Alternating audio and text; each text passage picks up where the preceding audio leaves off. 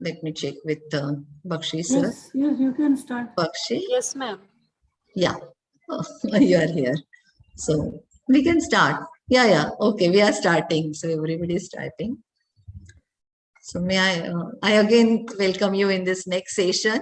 And I do not know whether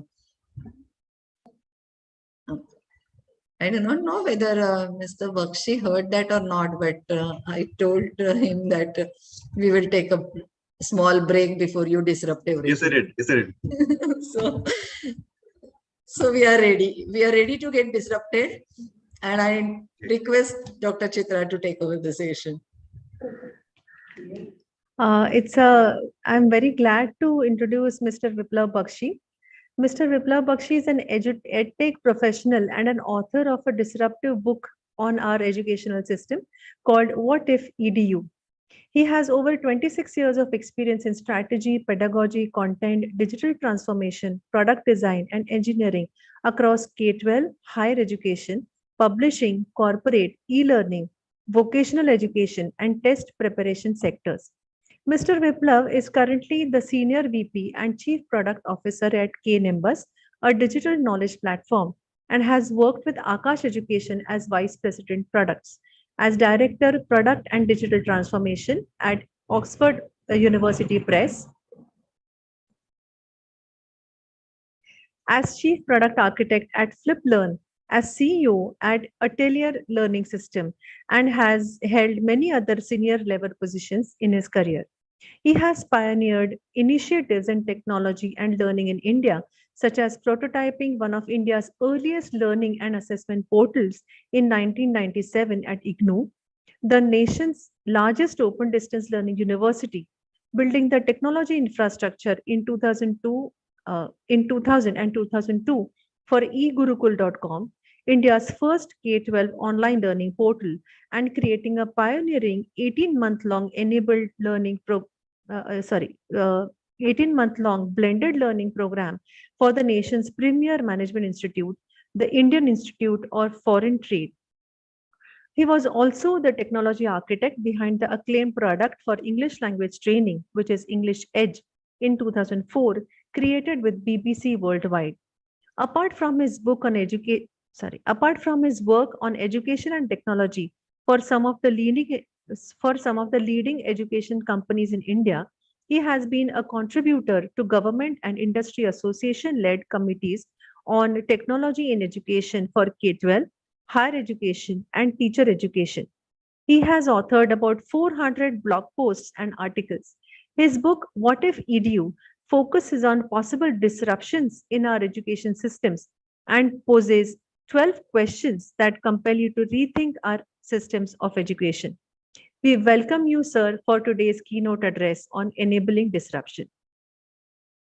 Thank you very much, Dr. Chitra, for this honor. Dr.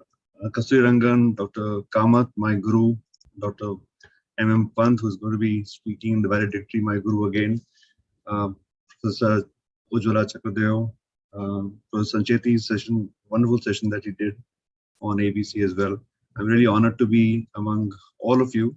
It's a great theme as well, NEP, and what we can do to simplify the implementation. I think NEP has given us the impetus. It has given us a framework to start envisioning the future. And it has so many different dimensions, as people have been saying, that it's completely amazing what we can do with it as we go along.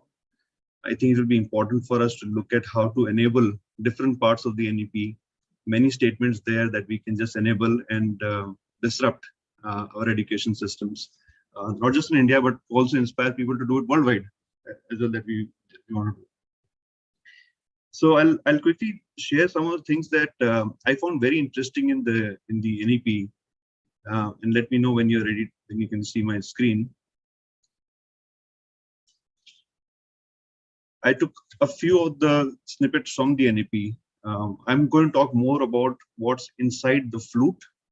Because Sancheti said there's a flute with a lot of holes in it, a lot of exit and entry points that you can go to. But I'm going to talk about that funnel, that flute itself, our teaching and learning. and how that can be disrupted, how we can enable disruption at the level of the classroom, at the level of the individual transaction with the student. And that's my focus of my talk today on disruption. And if you look at it, there are multiple things that the NEP says today. It says, for example, that curriculum content will be reduced in each subject, making space for inquiry-based learning, holistic learning, and so on and so forth. There'll be a lot of experiential learning that will be also included in the curriculum, in the way we teach, whether it's school or it is higher education. And we'll integrate a lot of these subject areas. We'll break down the barriers between the different subject areas, make it more integrated in nature. Change our assessments from rote and memorization based to more regular formative assessments, more experiential assessments, testing higher order skills as well. Although the some of the recent announcements around the common entrance test for universities goes against that, but I think long term we will end up with much better ways of assessment for high order skills as well. Most importantly, US teachers will be given more autonomy in choosing what you can do and what you cannot do. So I think the entire implementation, while there is a lot of thinking around how degrees will be formulated, what will be entry exit points, how will we create research funds, and how will we do governing bodies of universities. I think the most important piece is how we will transact teaching and learning. And while the other things may be disruptive, I want that teaching and learning itself be thought in different ways now, and that's the focus of my discussion today. Also, a lot of a lot of focus has been given on technology, and through my talk, I'll talk about how education and technology, in terms of education and technology, are not separate things, but they're integrated. So what is this disruption going to be? What is it that we're talking about at this particular point in the context of the classroom, in the context of the NEP? And to do that, I want to take you back memory lanes, because I've spent 3 decades in the industry, and so I would like to just recall what happened in 3 decades that I've been working in EdTech. In the first decade in the 1990s, when I was just finishing up my master's in economics, we looked at so many disruptions happening. Hotmail came out, the first Internet Explorer, Windows 95 combination came out, Netflix was started in late 90s, Google, Yahoo came up, there was the floppy drive at that time, Linux was born at that time, and a decade of huge activity. And in that decade, I was working on hypermedia systems. For example, the World Wide Web that you see right now, I used to create software to create learning content which was hyperlinked. I worked in hardware simulations. I worked in online learning at that time. I was building an IAS preparation site. I did my first online coding site in 1998, 99, where students could come in and actually code in JavaScript and what was then earlier ASP and so on and so forth. Also worked with Professor Pant to demonstrate what an online university could look like. So what a virtual university could look like in 97. Also was very interested in working in online assessments at that time, software simulations and things like that. And I worked through, a variety of industries through that time in the 90s. And so a lot of this disruption, which was happening around in the world, and the kind of things that I was doing were quite closely related in terms of both technology and pedagogy. In the next decade, MIT OCW became very popular. Facebook was born, so was LinkedIn, YouTube, Twitter, and the explosion of Web 2.0 happened. So it was a huge disruption for all of us. From just a consume-only or read-only web, it became a read-write web. We were able to write to it. We were able to communicate with people. It became a two-way medium for us for the first time.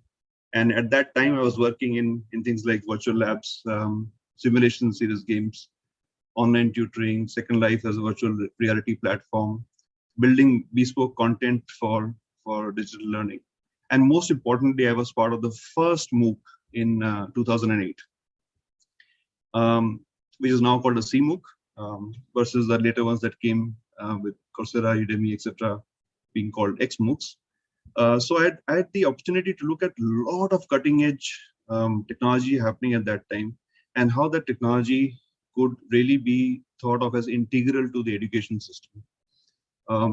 In the next decade, of course, you saw mushrooming of online education players. You saw Coursera, edX, Udemy, Byju's, Vedantu, TikTok came in as a media network, Instagram, adaptive learning with Newton, online learning with Edmodo, Google Apps for education, hardware improvements like Chromebook, wearables, 3D printers, robotics, RPA, IoT.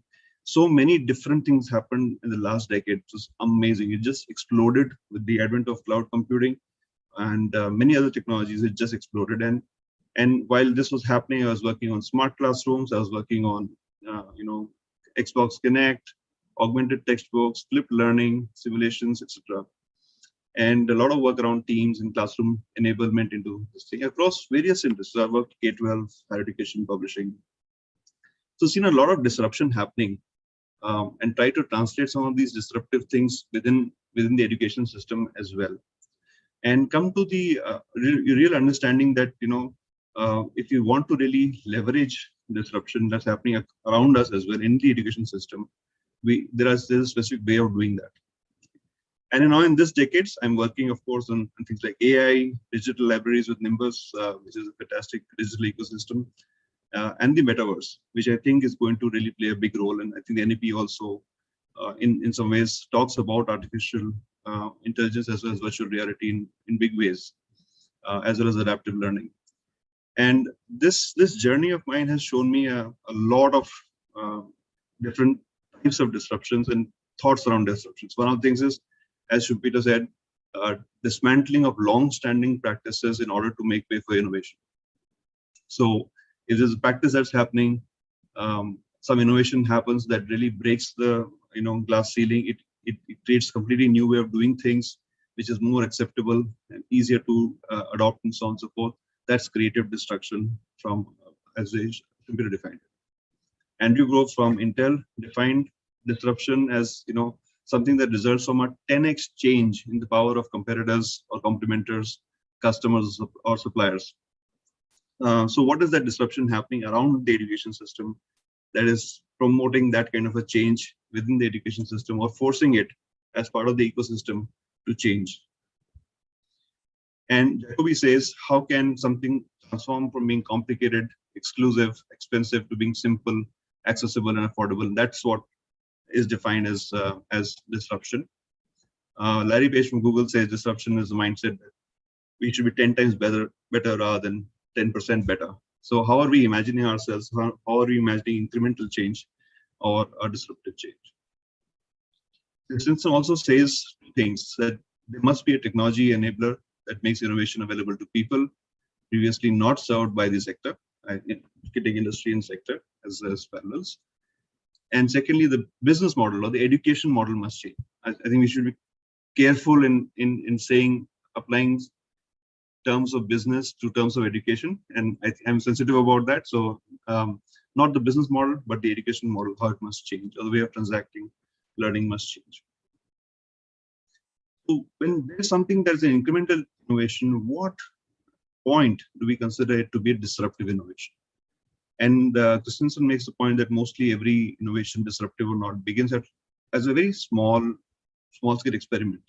Try and do something, and then complete substitution, if it comes at all, may take decades. This is a really important piece.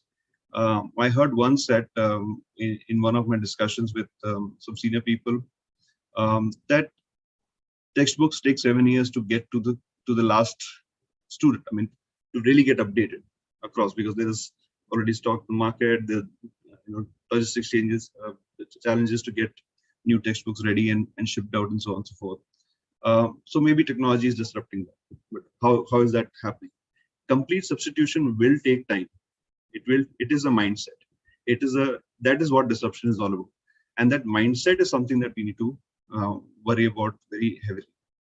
I define disruption as when we irrevocably change doing something, when we move from one way of doing things to another way of doing things. And it's not just like this pre-COVID, post-COVID kind of a thing. Like pre-COVID, we were classroom heavy. Physical interaction was the dominant mode of working. In COVID, we had to do a lot of things, adopt online as a fast way of doing things. Post-COVID, are we going back to the physical classroom or the old ways of doing things? So what is lasting, what is enduring change is, I think, what my definition of disruption is. And education, I can see the change is happening rapidly. The NEP is talking about a great number of things. There are so much happening in terms of fungibility of credits, for example, or options that are coming up for professional learning. Even in corporate education, there's so much change that is happening very, very fast. Companies are becoming unicorns and decacorns now. But is that lasting change? Is that really a disruption? And that we have to really understand that. And when we are talking about disruption, we want to talk about what are the enabling levers. What are these things that can enable us to actually change and disrupt the way of doing things that we are doing right now? And equally important is the question: what is it that we do that we should change? It's not just that we should change, and change is not for just anything, just for the sake of changing, or just because the NEP says we should change. But what is it that we do that we should change irrevocably is one very important question. What is that 10x disruption? What is the change that will have a domino effect on the rest of the system? We make one small change in one part of the system. How will it change everything else in the system? How will we service that? What is the priority we'll give to it? If ABC is that disruption, then what will happen? It will mean that teachers may have to become multi-skilled, or that classrooms may have to become more segmented or amorphous, or extensible. We'll have to create a lot of different things in the system to support something like an ABC, for example. And what is that something? That something fundamental is something that has the potential to be adopted easily and at scale. It's something that is accessible, it's affordable, it is something timely. So you can sometimes be too early, or you could be too late. Sometimes it's the right timing. And I've witnessed myself that sometimes I've been too early getting to market with a new idea, and it's something that's gained credence maybe 15 years later. So it's also a question of what, the timing of the entire disruption itself. It should be something novel. So we should make sure that what we are doing here is we are just not repeating, like Sisyphus, what we used to do earlier, just old wine in new bottles kind of a thing. So we are saying, let's do experiential learning, but we had a lot of experiential learning earlier. We had Vigyan Prasar. We had this beautiful experiential videos, even now online available for us. There's a huge wealth of information in Gyanvani or IGNOU's materials and so on and so forth, which are very experiential in nature, very constructive, very collaborative in nature.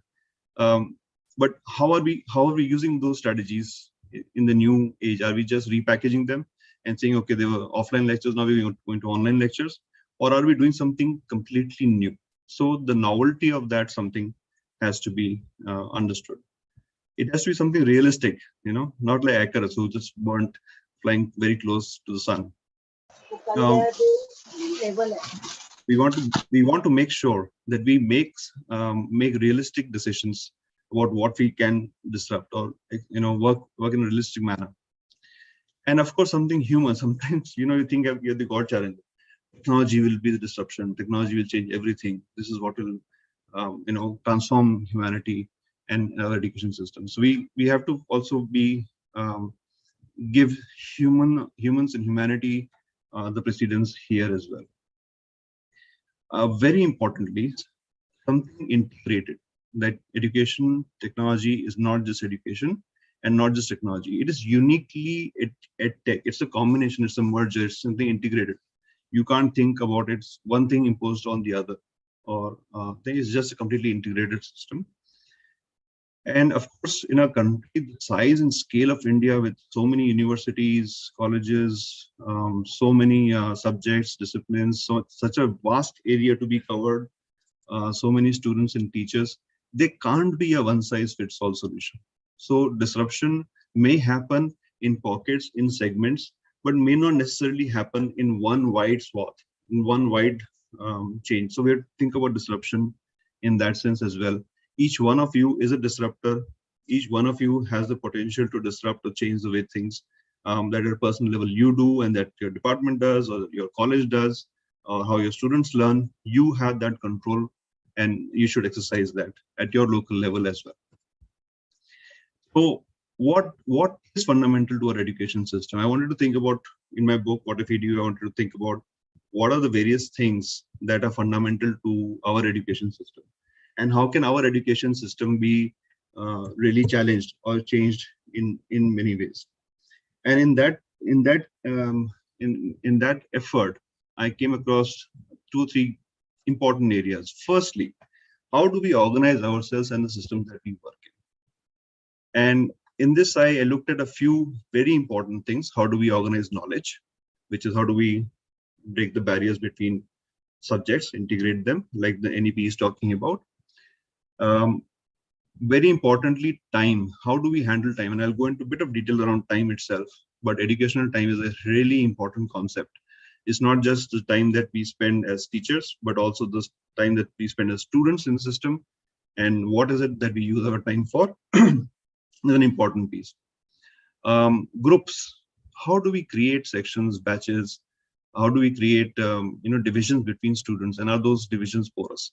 That is an extremely important piece that I think is very important for us to look at. I looked at that in much detail in the book as well. And ownership. How are today institutions, how are they owned? And are there other ways of owning institutions, like could teachers own institutions, or could parents own institutions? How would that work? How would that shared ownership work? Is also a very interesting piece of what I tried to analyze. The second thing was how we actually negotiate teaching and learning, and this is the crux. Okay, so we have talked about credentialing on a macro terms like degrees and credits and so on and so forth. But is there credentialing within the classroom, within the term, within the course, within that particular week that you're teaching, or for that particular group of students that you're doing? What are other micro credentials that we can start using to encourage learning and so on and so forth? What are different ways of assessments? We've been thinking of this death by multiple choice questions, but what are other ways of actually assessing people? And it gets very difficult. Moment you start going beyond the multiple choice, multiple select kind of question, it starts getting more and more difficult how to, the kind of tools or the kind of assessment types, especially online, that you start building. There are a lot of difficulties in building those kind of advanced tools. Simulations, games can give you a lot of help in that area when you're talking about these kind of skills. Our concept of mastery, and mastery is personal, to the individual, to the student. How do we figure out mastery, and what are the personalized paths towards mastery is a very important piece. We looked at lived experience, which is experiential learning. How do we actually embed real life applications or real life within our curriculum? It's not easy. It's absolutely not easy. I've seen examples which are very interesting and which can be done at scale and as well as an individual level. So it's possible to do, but it's something that we need to focus on and bring the entire weight of technology to bear upon us for. Similarly, research, and how do we actually encourage research at each level, at the level of the student? How do we encourage research skills is a very important piece that we need to work on. And engagement. I looked at humor as an instructional tool and found that there was a lot of evidence that humor builds trust, and talk about that also. And lastly, how do we embed change as part of DNA? And embedding change means that once we start thinking in a particular way, we continue to innovate thinking in that way. We embed that change as part of our DNA. We don't rest. We don't stop once we adopted something. We don't accept something that is imposed without thinking. We take it, we internalize it, and how we keep on changing or customizing ourselves. And therefore, what are those processes that help us collaborate, change, continuously reinforce that disruption? So enabling disruption is the work of every individual who is part of the disruption as well. Okay, it's not that a new technology or a new way of teaching came about and we blindly accepted and ran it, or because we didn't believe it, we didn't understand very well. But we have to believe it. We have to imbibe it, we have to imbibe that change, and then we have to change continuously as part of our lives. So these are three things that I thought were really important. And look at time, rethinking time, for example. Now, today what we do is when we design the curriculum, we look at knowledge needs. It could be the course needs. We are doing a course on artificial intelligence or in economics. We look at knowledge needs. We look at the available time. So we have 180 days to do, or 60 days working days to work on this. We've got 4 hours per day. Now let's look at what is the total amount of time we have to actually available in terms of lecture time or assessment time or lab time or question time, quizzes time, exams, etc. And then we design a complete timetable. So we go linearly like this. And if you look at the school system, for example, and you could do it for the college system as well, or extend there. If you look at 14 years, 5 hours a day, 180 working days a year, that amounts to about 12,000 hours, right? So we are spending 12,000 hours across 14 years of our lives in school. And even people like Malcolm Gladwell said, if you spend 10,000 hours a day, anything, you'll become an expert. So are we becoming experts at, I mean, this is a little bit of a gross language here, but can we become experts at something at the end of the school term is what we are really interested in asking ourselves. And instead of thinking about that sequential approach of knowledge and available time, then timetabling or calendaring or scheduling, what if we take the scheduling to become, or the personalization of the calendar of time to become as per the student and the student's own needs, as well as the knowledge needs and the available time. So what if every child had their own calendar? Could we fit that? Not just choices of subjects, but also how each student is able to negotiate the curriculum. Some students may take more time, some students may take less time, some students may want to extend their time involved in studying a particular subject. How do we actually rethink time? How do we actually rethink how students are spending time and where they're spending time? And that's a very important piece of what we don't do. Joseph Carroll, for example, in the US, figured that students who spend 4 hours a day on a course in chemistry or math, this was an experiment in US schools, 5 days a week for 6 weeks, a total of 120 hours, they learned just as well as students who were taught that course in 180 50-minute sessions throughout the year, total of 150 hours. So he figured that I could actually do macro schedule. I could take a bunch of subjects. I could do maths in July, English in August, a seminar in September, social science in November, and I could actually get pretty much the same outcomes, if not better, by doing some combination. I'm not saying exactly this, but some combination of that, of these courses, spent focused in time by the teacher and the students together, spending focused time on something seemed to be very important. And he found that there were many benefits. Teachers would be dealing with a smaller number of students over larger periods. There'd be less fragmentation of students' attention. There'd be less chaos between classes, more time for activities than just pure lecture time, greater one-on-one attention because the teacher would be handling a lesser number of students, a lot of reduced administrative overheads like record keeping, and also team teaching possible, and better utilization of staff resources also. So how we think about time is an extremely important thing. We sometimes take it for granted that the timetable given is the timetable that will be followed forever. We don't question that timetable. We make adjustments to it, but we don't question that timetable or that thinking. If in school education, CBSE says, okay, we got to spend 5 to 6 hours or sessions a week on science, then we do that. That's how the timetable is created. But we need to rethink how this time, these 12,000 hours, these 15,000 hours are actually being used, and how we can make that more efficient. Similarly, grouping. Today we have multiple types of criteria by which we absorb students and then group them in our courses. So it could be the catchment, age, ability, influence, status, the need, the proximity of the student to that particular educational institution, the type of school that is there, age-wise grouping. There was a very interesting study by Malcolm Gladwell in Outliers, where he looked at the Canadian hockey team, and he's found that since they had a cutoff date for age, like we have in educational institutions, there were some students in the class who were much older than the other students, and therefore they had a better physical development, and therefore they could participate better in sports. Now, the decisions for us to what is the cutoff date for age in the school education or the college education system also makes a huge difference.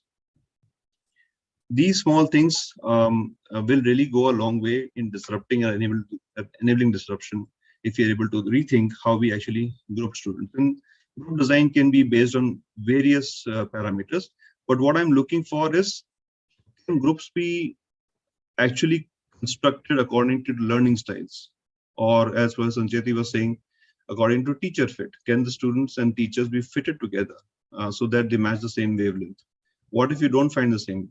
Where can you get more? Where can you find groups like that? Can you substitute it by peer fitting or peers selection in terms of grouping and student choices and maybe even common classes?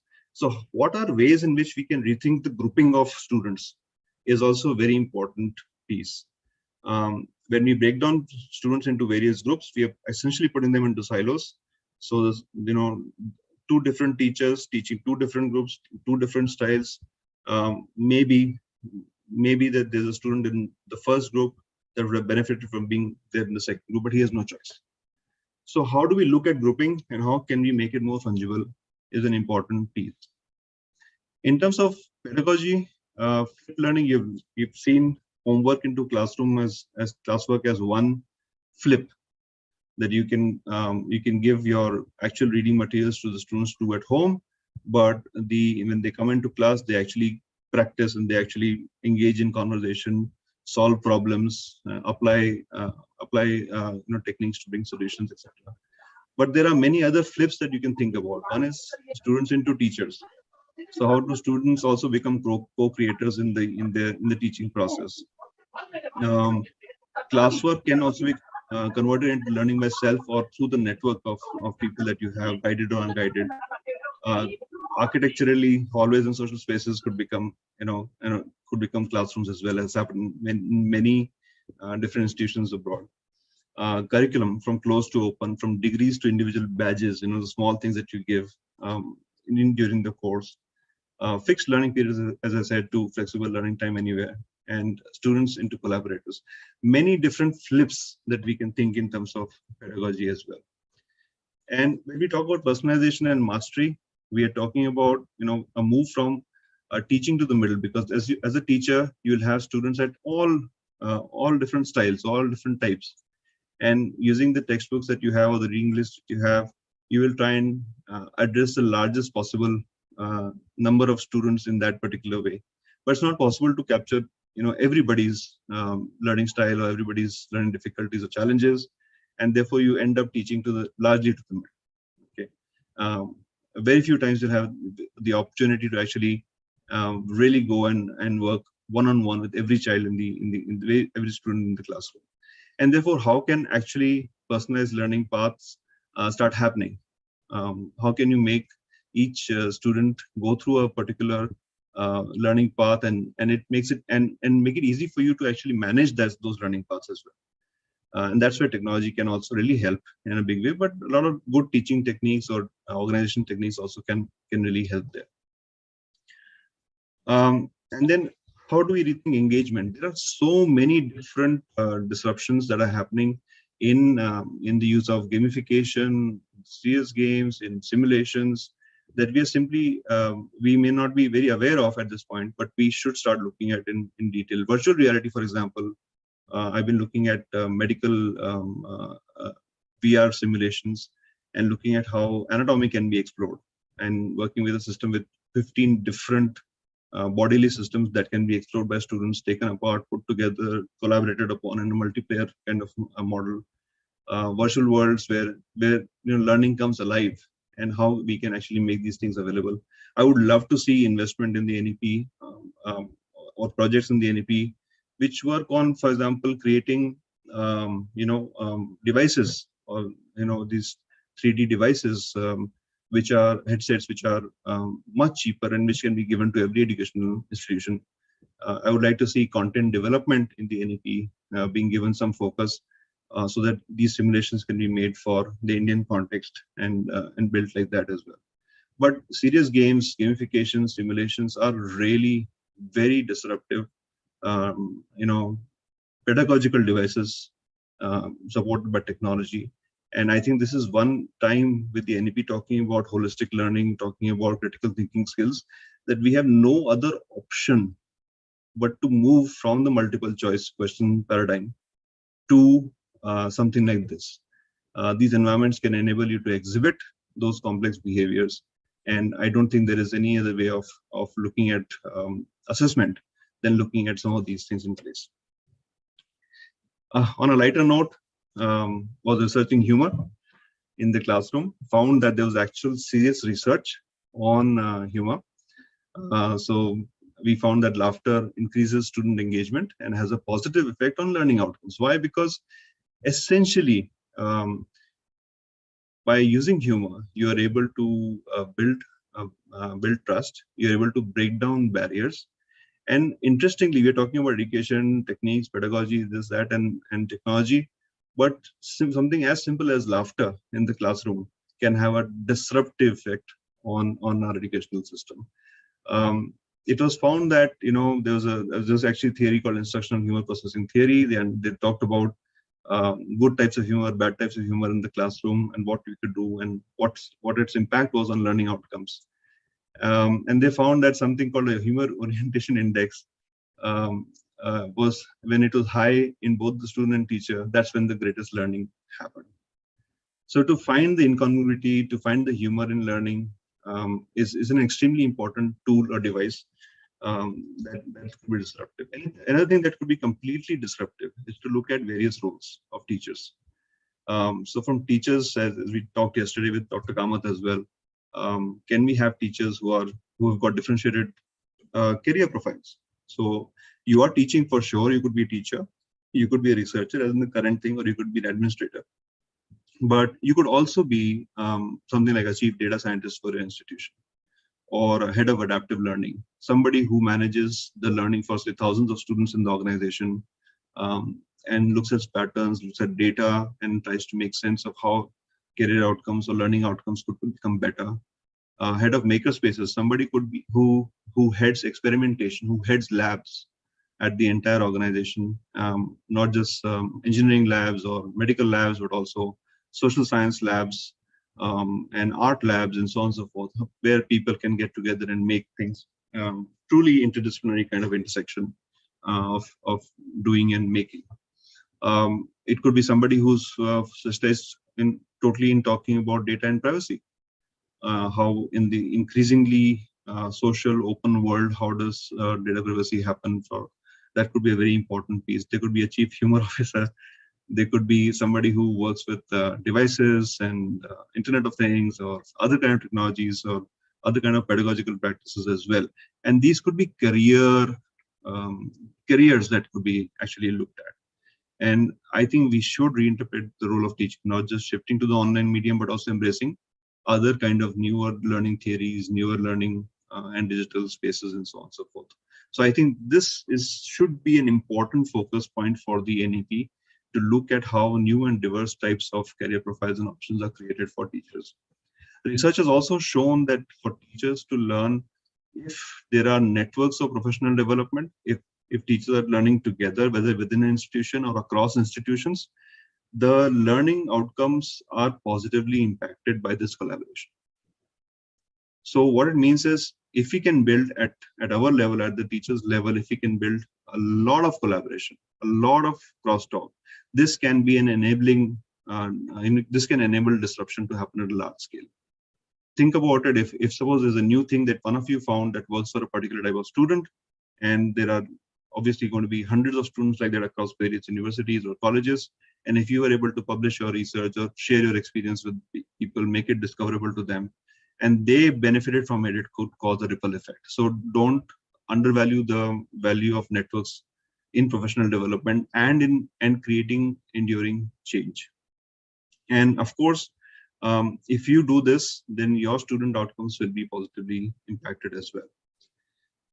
And then really the most important piece of the presentation today, and I'll almost conclude with this, is rethinking digital pedagogy or andragogy or utagogy.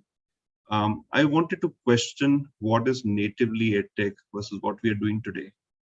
And by natively edtech, I mean, what can you not do in teaching if you do not have the technology? So something that is so deeply integrated with the teaching that teaching can only happen, or teaching and learning can only happen if you have the technology built in with it. What are those examples? And as we go, instead of just replicating what we have followed in the classroom exercise, can we actually natively utilize the digital medium to do education? And some of the examples: data, anything that involves capturing, describing, inferring from data on even the classroom scale. Forget about the institutional scale or the national scale. Anything that helps you analyze data or capture data properly, and then give you actionable insights on what you can do, recommendations on what you can do, you as a teacher, you as a student. For example, as a teacher, you could be clustering students based on patterns across courses, finding a particular problem, defining it to students, using learning analytics to do that. For example, in one case, in one university, they found, it was actually University of Purdue, they had created a project called Learning Signals. So they were able to define at-risk students by just looking at the patterns of data. And in another instance, they found the students who had not taken a particular class in grade 8 or done something in grade 8 properly, that competency was not developed, and therefore when they were in their BA final year, they weren't able to get good marks because of that particular gap continuing through the ages. So data can tell you a lot, embrace it, and that can be also disruptive for us. Remote experimentation, anything that involves collection of experimental data at scale. Today, IoTs there are billions of devices around the world, and I've seen examples where students can get access to real-time data to actually work on in their projects. So it's not just that you are taking data from 10-year old publication and saying same data will be used every day. No, this could be streaming live data coming from devices, coming from real feeds across the world. In that sense, the world is your lab, and how to create that world lab is also a natively edtech kind of a thing. Anything that involves networks, anything that involves creating connections between people. I saw this course in 2004, 2005, run by a Canadian Professor Alec Koros.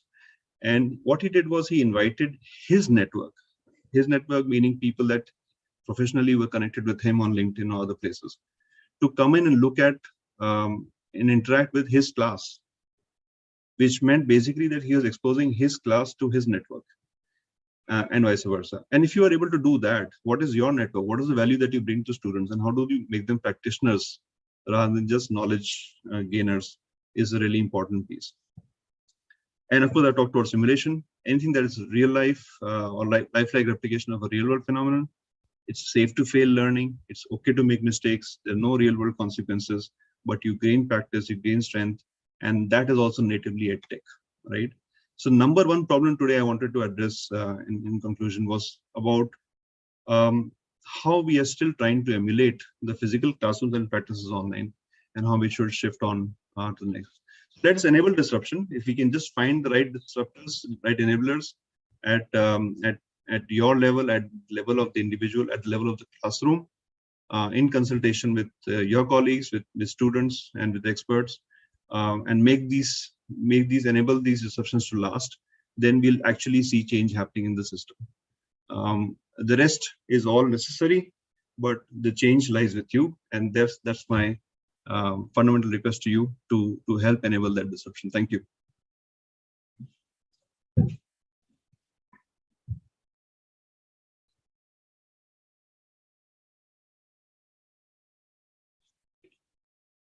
Any questions or any thoughts?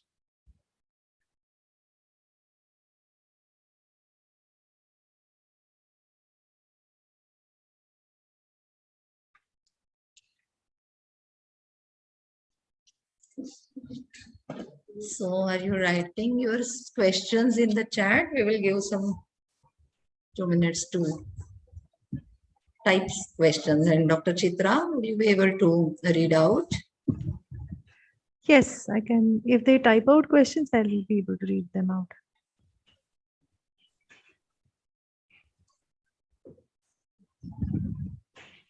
Our teachers Or can always Uh, Yeah. Our teachers always, yeah, you can even unmute, huh? You can unmute and say.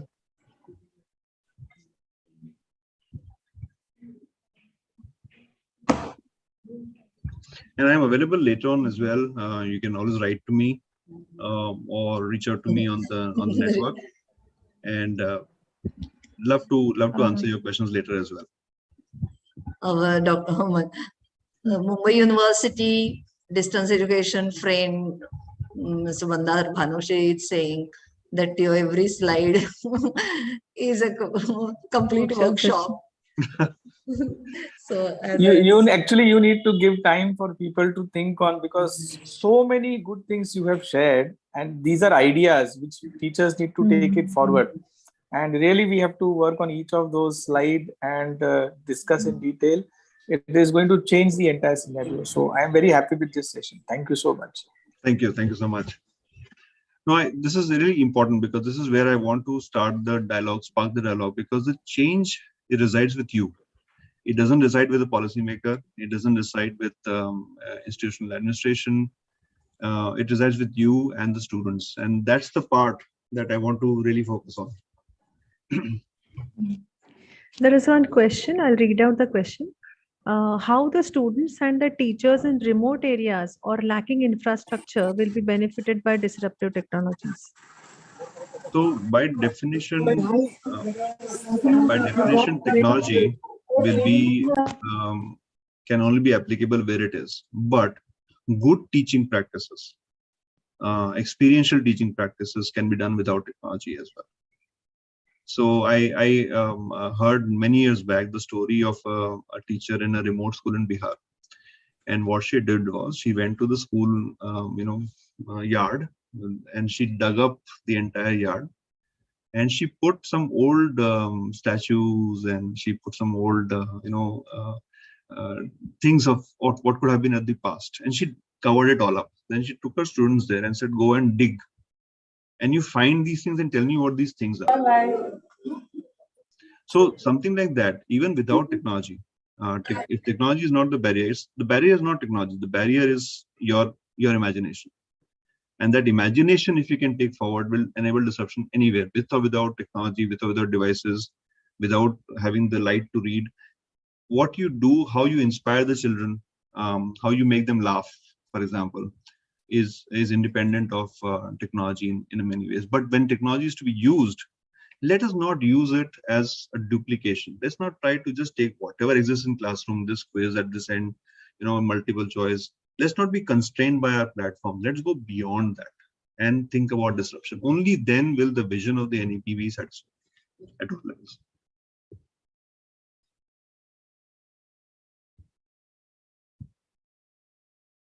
Yeah, there are other questions also, but I think in the explanation that you gave in this question has answered those questions already. Yeah, we often think about education and technology separately. So we think that, technology will come in, but we don't have the infrastructure. How will we do this? But it's not about that. It's more about, even if were there,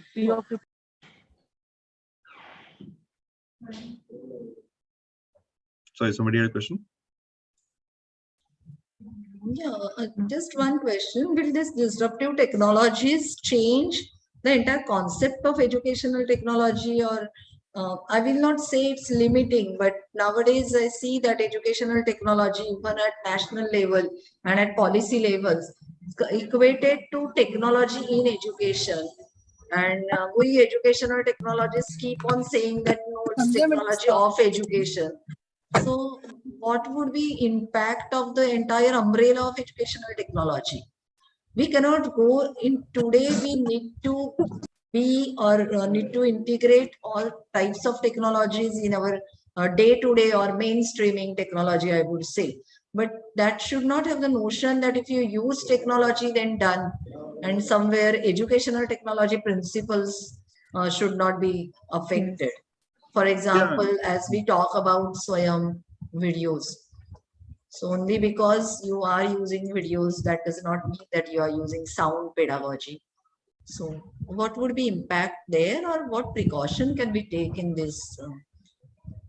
technology. One of my complaints through the years. I think the government has done a phenomenal job with NPTEL, with EPG Pathshala, with NME ICT, with the kind of work they've done for SWAYAM.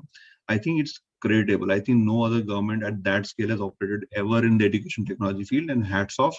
This is probably the most impactful thing that has been done for Indian education, and very well planned and very well executed as well. But I think we have tried to just supplant the classroom practices to the to the digital, and we've been doing that for the past 16-17 years since NPTEL was formed. And we don't understand when we talk about a MOOC or interaction in MOOCs or the use of data, that we are not enabling our teachers to, with the right kind of platforms, to start thinking that way. We are imposing certain platforms on them with a certain defined pedagogy, which is restrictive. I heard in that session yesterday also how restricted it was to work with some of these technologies. So I think teachers have the first right to say, I want this. So long as teachers say that, okay, I will accept SWAYAM, or I'll accept NPTEL or a video-based lecture mechanism or this pedagogy or that pedagogy as my default pedagogy. Till the time that they will not understand, we will not understand how technology can really be used in teaching. Till that time, technology will always be an add-on. It will never become an integrated part of what we are trying to do. So I think of it natively. Think of how technology is inseparable from education itself, not an add-on to it. That distinction has to be broken completely. Then it won't be an imposition. Then people won't think that, okay, I have to use technology, so let me go online. Oh, what pain it is to actually learn Moodle. It's so difficult. That barrier will go away because it will be internal, that this is how I want to teach in a digital world. And that mindset is what is the enabling disruption that we have to get. You're on mute, Darshan. Yeah, true. No, I'm just nodding, so I did not want to talk and stuff. Yes, but true. Teacher resignation and roles college. There's a comment of Dr. Andrea regarding CAS PBS based teacher evaluation. I think that is somewhat some different deviated area, Dr. Andrea, because if we start discussion on that, then other important questions of disruptive technologies will be ignored. But I think now even the system evaluation system is taking care of integrating technologies in day-to-day teaching. But let us not. Maybe in a way, the government needs to figure a way of figuring this out automatically, of being able to see and figure out what the social academic technology use is by looking at the systems that they employ. So it's part of a bigger thing, and I think the roles have to be defined by the system. But you have to demand those roles. So you have to say, okay, I want to be a chief assessment officer of the college, or I want to specialize specifically in adaptive learning technologies, and I want a post in SNDT which is only talking about adaptive learning and becomes a that kind of a post there for the entire college and for all the colleges under SNDT. So I think that focus specifically with this entire change, the important thing I'm saying is NEP gives you a framework, but the change lies within you. If you make that change, if you decide to interpret the education technology in the right way, if you decide to actually make a change in your institution, it is you who will make that change, not the NEP. So you go forward and tell your vice chancellors that we want a post of chief humor officer on a lighter note, but you need to make that disruption, that the biggest enabling disruption is you, not the technology, not the education pedagogy or andragogy or whatever. It is you, and you should take that agency forward in your institutions.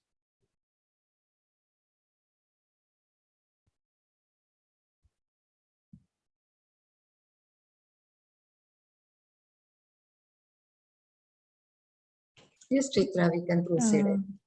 Yeah. So this was a session, amazing session, full of new ideas and so many new perspectives. And I would say it's a new connotation to the word disruption also. So very positive connotation to the word disruption. So it's very nice and very enlightening. And I hope that all the teachers who have attended this workshop are able to at least incorporate one or two ideas that you have posed in this session into their day-to-day teaching learning, and bring in disruption into their daily lives that they will be doing now. So thank you That will so be much. my reward. That will be my reward. If even one of you takes forward something, I'll be very happy. Thank you so much. Thank you so much, Mr. Viplav Baxi. Thank you. Thanks a lot. Thank you very much. So participants, we close this keynote here. This is the second keynote, and I think since morning we have really not got tired of listening to these stalwarts. It's really fortunate to have these stalwarts in this conference, that you are not getting tired and exhausted, but continuously having some new innovative ideas, thoughts. So what we can do is we take a break, and we have given you a little bigger break because it is Sunday. So you can have a leisure lunch, but come back at 2 p.m. in your respective groups. All links are posted by now in your respective WhatsApp group. If you do not find your own group, then please post in your yesterday's group at least that I am not finding my group, or I am not added in my today's group. So I don't think there is going to be much problem today. Yesterday there was a little technical problem because many emails were spammed, and this is surprising, but all our emails were getting spammed in some participants' inbox. I assume that today you all are comfortable and you all know very well that 2 to 3:30 you have workshop link. That workshop link is added in your respective group, that is WS7 or WS8, WS9, WS9. And after that, after the workshop at 3:45, please come to Keynote. Again here using the same Zoom link, because that is again going to be an amazing experience to hear Professor M.M. Pant. Whoever have heard him, I do not need to tell them that come back. So please come back for valedictory, and then we will close. So great. Thank you very much.